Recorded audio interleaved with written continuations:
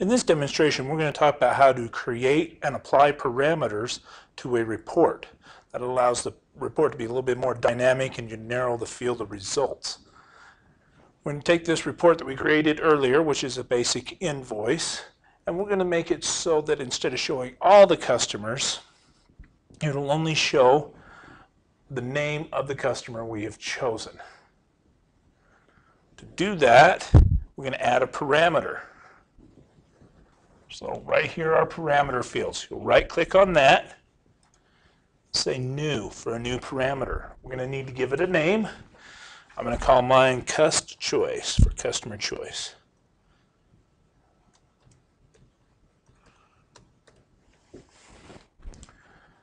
It's going to be of a string type. Depends on what type of data you're looking at. We're going to use a dynamic value. You can go in here and set this up so it's only certain values. And so when we're going to do dynamic, we're going to look for the values out of the database.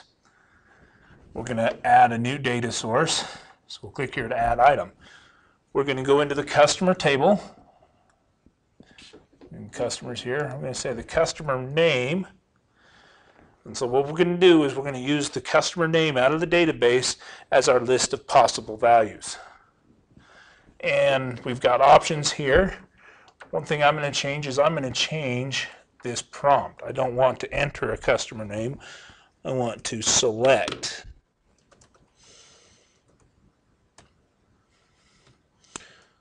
the customer.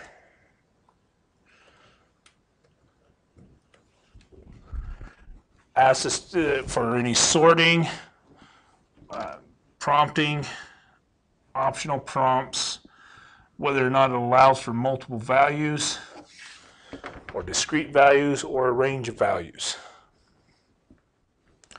So I'm going to go ahead and say OK. So we have our parameter. Now that does nothing for us yet because we haven't used it to select our data. We haven't applied it. To do that, we go to the select expert. It's the one here that looks like a little funnel. So we open it up and it's going to ask us, well, what do you want as your filter? Well, I'm going to go down in the report. It has to be in the data set, but not in the report. So I'm going to go down to my customer database or customer table, select customer name, and then what do we want to do with it?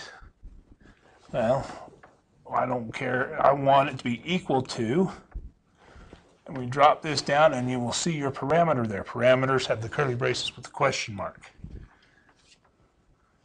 So it's going to be equal to our chosen parameter. And we say OK. Now when we go into the preview, it's going to prompt the user for a choice. It says select customer. That's what we told it to say. I'm driving down. Let's go to AB Stores Company.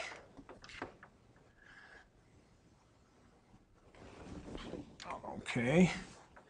And you see all the results are from AV Stores. There's their next invoice, another one, and that's it.